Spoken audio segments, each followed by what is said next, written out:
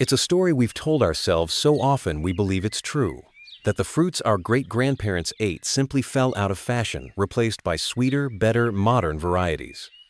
But this is not the full story. The truth is, many of these fruits didn't just fade away. They were banned. They were systematically discouraged. They were eradicated. In the mid-20th century, an unseen war was waged on the American backyard, driven by a new culture obsessed with industrial convenience, aesthetic perfection, and a paralyzing fear of liability. The villain wasn't a single entity, but an invisible set of new rules. What was once a source of pride, a messy, productive, resilient garden became a problem to be solved, a threat to be managed. The reasons why will shock you. These are the forgotten stories of the fruits that were sacrificed in the name of progress, starting with one condemned by fear.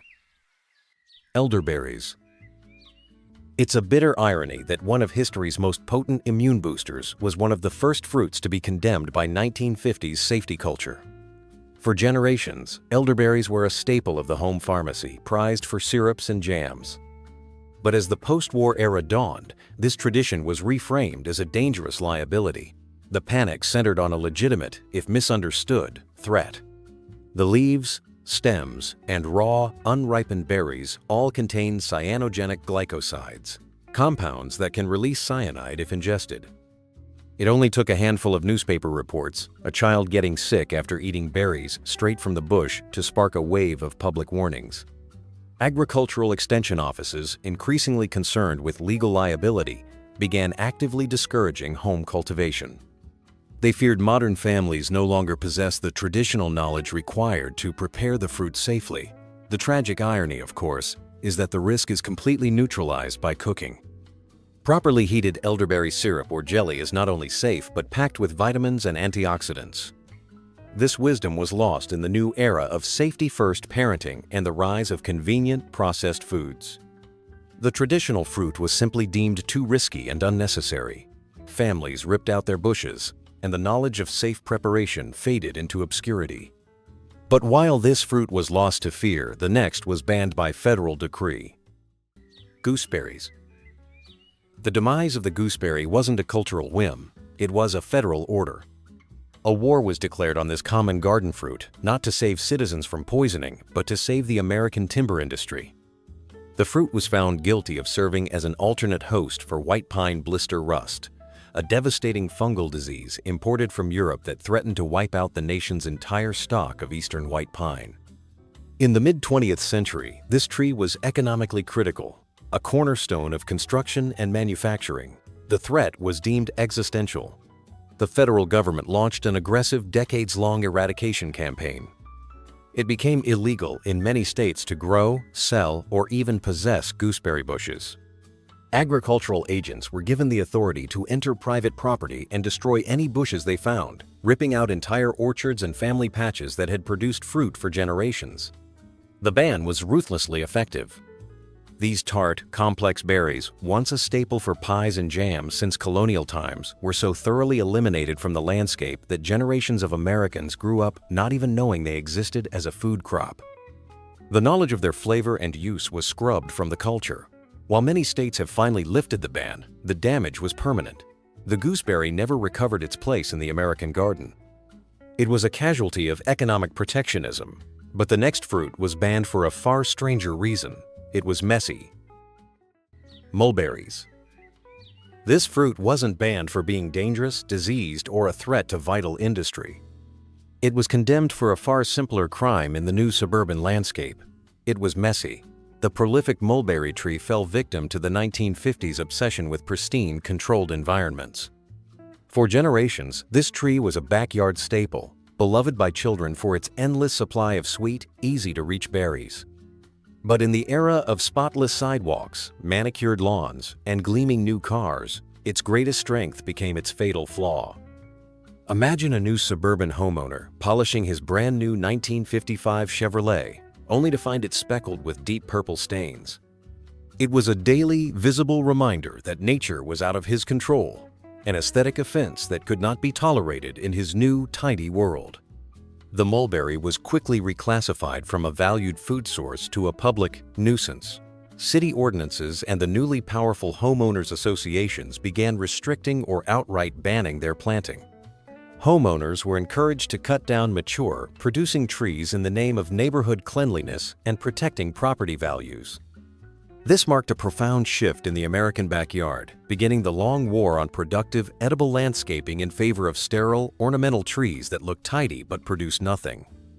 The mulberry was sacrificed for appearances, but the next fruit was abandoned due to sheer misunderstanding. American persimmons. This fruit wasn't lost to a ban or a disease, but to a powerful and unpleasant first impression. A child, seeing a bright, beautiful fruit, would take a trusting bite, only to be met with a sensation they would never forget, an intensely astringent, mouth-puckering dryness that felt like their entire mouth was turning to cotton. That single, awful experience was the fruit's death warrant. This was so common that the persimmon developed a severe reputation problem. What was once common knowledge that the fruit must be left on the tree until after the first frost, when it becomes soft, gelatinous, and incredibly sweet, was being lost. As Americans in the 1950s became more disconnected from seasonal eating patterns, they no longer knew how to judge the fruit's ripeness. Gardeners, believing their trees produced only unpalatable, bitter fruit, began cutting them down in frustration. The tragedy is that a fully ripe persimmon is a completely different food, a native delicacy with a rich, honey-like and complex flavor. But this traditional knowledge was fading, and the persimmon gained an undeserved reputation as a trash fruit. It was abandoned due to a simple lack of patience. But the next fruit on our list was abandoned for the opposite reason. It just wasn't compatible with the new, fast-paced commercial system. Pawpaws. It is America's largest native fruit, a forgotten treasure with a creamy tropical taste of banana and mango. So why did it vanish from the American diet while the 1950s celebrated industrial agriculture? Because the pawpaw was completely incompatible with the new supermarket system. In the post-war era, value was measured in shelf life and shippability, and on these points, the pawpaw was a commercial failure. Its delicate, thin skin bruises at the slightest touch, making it impossible to transport. It has a notoriously short shelf life, lasting only a few days after being picked, and its soft, custard-like fruit cannot be mechanically harvested, requiring careful picking by hand. These were fatal flaws in an age obsessed with standardization and long-distance distribution. Agricultural extension offices actively steered gardeners toward more reliable and shippable fruits, abandoning this native delicacy. The pawpaw was sacrificed not because it was bad, but because it couldn't be packaged, stacked, and shipped thousands of miles. It was a casualty of commerce, but the next fruit was condemned by something far more primal: fear of its own name. Chokecherries. Sometimes, a name is all it takes to condemn a fruit. In the hyper-vigilant, safety-conscious culture of the 1950s, the chokecherry never stood a chance. The name itself became a potent warning, a word that would make any 1950s mother shudder, imagining the very danger it implied. This deep-seated fear wasn't entirely baseless. The raw fruit is intensely astringent, creating the very choking sensation that gave it its name. And, like many stoned fruits, its pits contain cyanogenic glycosides, compounds that can be harmful if consumed in large quantities. This was all the confirmation bias the era needed. But this panic, much like the fear surrounding elderberries, was born from a profound loss of traditional knowledge. For centuries, Native Americans and settlers understood these risks perfectly. They knew the astringency vanished with cooking, transforming the tart berries into exceptional jellies, syrups, and wines. They knew the pits were simply discarded. The chokecherry was a survivor, a rugged, productive shrub that provided abundant fruit in harsh climates where little else would grow. But the 1950s had no patience for a fruit that required special knowledge. It was easier to fear it than to understand it, and so the bushes were systematically removed. While this fruit was lost to fear, the next was erased by bulldozers. Beach plums. This fruit wasn't banned by a federal law or a public panic. It was eradicated by something far more permanent: the bulldozer. The beach plum was a victim of the great post-war rush to conquer the American coastline. For centuries, these hardy, salt-tolerant shrubs were a gift of the coastal landscape, thriving in the sand dunes and harsh, windswept bluffs of the Atlantic seaboard. Generations of coastal communities relied on them, a yearly ritual of foraging the dunes to make that one-of-a-kind jam, a flavor that tasted like the wild, salty air itself. But in the 1950s, this prime real estate became the new suburban frontier. The post-war economic boom fueled an unprecedented demand for seaside homes, resorts, and highways. As developers cleared the dunes and stabilized the shorelines with concrete, they systematically destroyed the beach plum's entire natural habitat. Unlike cultivated crops like apples, the beach plum was almost exclusively a foraged food. Its survival was tied directly to the wild lands that were now disappearing at an alarming rate. There was no campaign to save it, no agricultural push to move it into home gardens. It was simply seen as an obstacle, worthless scrub to be cleared. It was collateral damage in the nationwide push for development. The knowledge of how to use this coastal bounty was buried under the foundations of new beach houses. The beach plum was erased from the map by suburban expansion, but the next fruit didn't need a bulldozer to be removed. It was simply reclassified as a weed. Wild grapes. When does a valuable food source officially become a weed? For the wild grape, the answer came in the 1950s, with the rise of the perfect suburban lawn. This new era was defined by control, order, and the immaculate manicured yard where every plant had its designated space. The wild grape was the antithesis of this philosophy. It was vigorous, aggressive, and grew with a chaotic abundance, climbing over fences, scaling trees, and spreading rapidly where it chose. In this new suburban landscape, this life-giving vigor was reclassified as an unsightly, invasive mess. It was no longer seen as food, but as a pest that threatened property lines. This problem was made easy to solve by the simultaneous rise of powerful chemical herbicides. It became standard practice for homeowners to spray and destroy these vines, eradicating them in the name of tidiness. The tragedy is what was lost in this quest for control. These native grapes possessed an intense, complex flavor for jams and jellies that no mild, store-bought table grape could ever match. Furthermore, they were perfectly adapted to local climates, thriving with zero human intervention, zero care, zero pesticides, and zero irrigation. They were a free, sustainable, and resilient food source, but they were eliminated for simply being too wild. The wild grape was exiled for its untidy nature. The next fruit was abandoned for a very different flaw. It was simply too difficult to eat. Quince. The quince possessed a single, fatal flaw for the new age of convenience. It was a fruit that demanded work, and in the 1950s, that was a death sentence. Unlike the sweet, ready-to-eat apples and bananas that were filling America's new supermarkets, the raw quince was a rock-hard, astringent, and utterly inedible burden. Its entire value was locked away, only accessible through the long, slow process of cooking. When heated with sugar, its pale flesh would miraculously transform into a fragrant, deep pink jelly or paste, releasing an aroma that was prized for centuries. But this was precisely the problem. The 1950s marked the definitive end of widespread home food preservation. As cheap, mass-produced jellies and jams flooded the grocery store aisles, the tradition of spending an afternoon over a hot stove preserving fruit vanished. The rise of convenience culture and the preference for fresh-eating fruit left no room for a project fruit like the quince. It was seen as archaic, difficult, and utterly pointless. As fewer families made preserves, the quince lost its sole purpose for existing in the American garden. The trees were abandoned or cut down, and the knowledge of how to unlock their unique, floral flavor was lost along with them.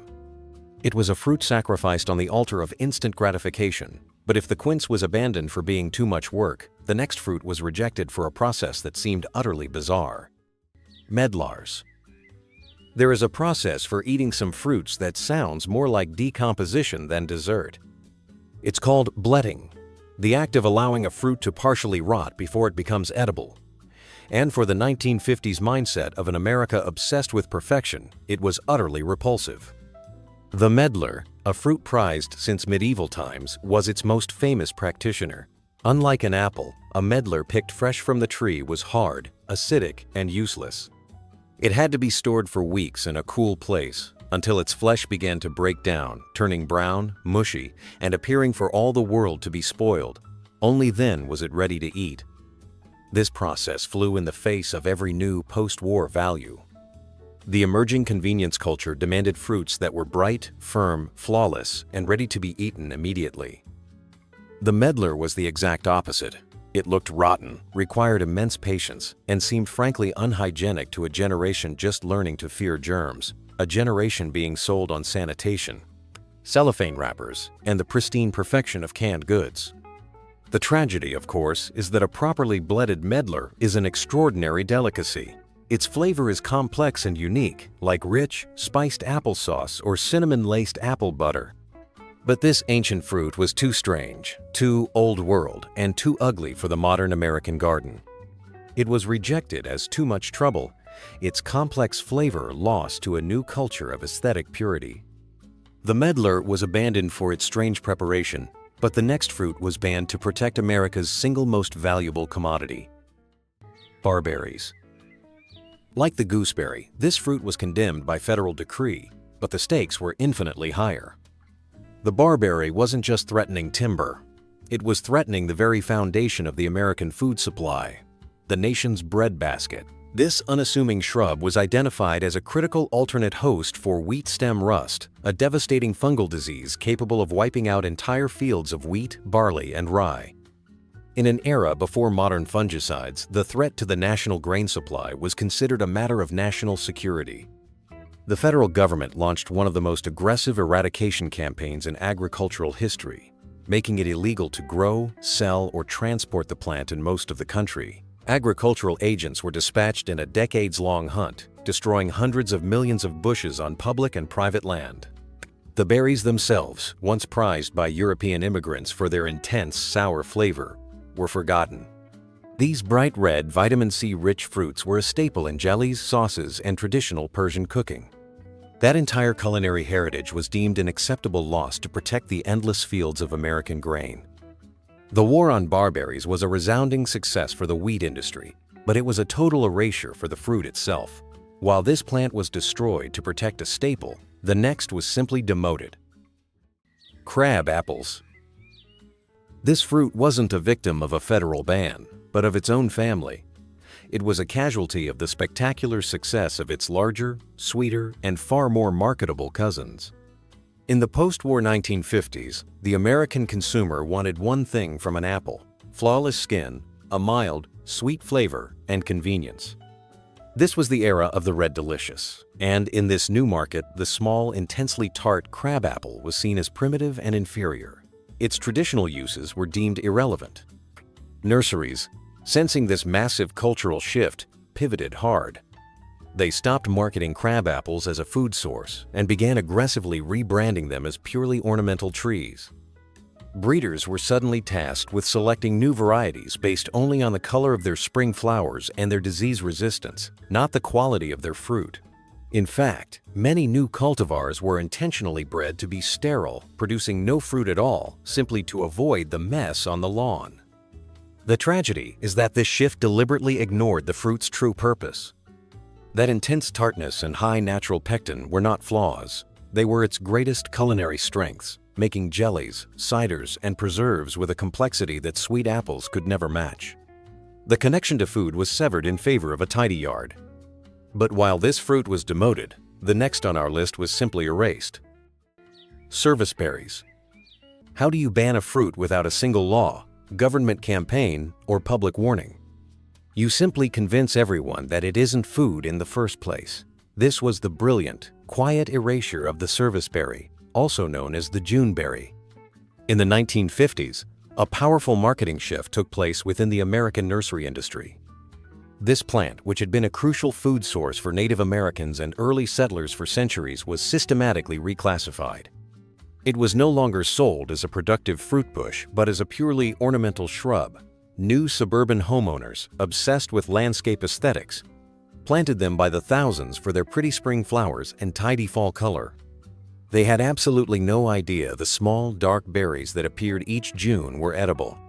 The fruit itself is delicious, a sweet, juicy berry with a unique, subtle hint of almond, often compared to a mild blueberry.